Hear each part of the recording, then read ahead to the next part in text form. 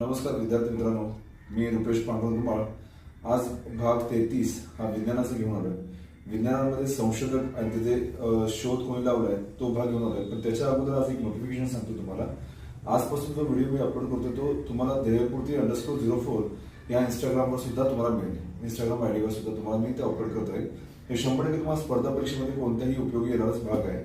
आता हा शोध कोणी लावला ते बघूया आपण. क्षयाचे जंतू हा रॉबर्ट कॉक याने लावला. जीवनसत्व फुंक याने केले शोध. अनुवंशिकतेचा शोध कोणी लावला? मेंडेल. पेनिसिलिनचा शोध हा जर बघितलं तर फ्लेमिंग. सिंथेटिक जीन्स याचा शोध हरगोविंद खुराना.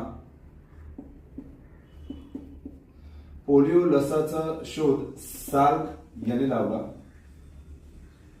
उत्क्रांतीवादाचा शोध डार्विन याने लावला. इन्सुलिनचा शोध फ्रेडरिक बेटिंग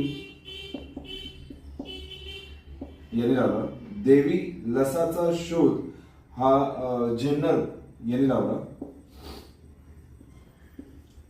आणि अँटी रेबीजचा शोध हा पाश्चरने लावला, लुई पाश्चर.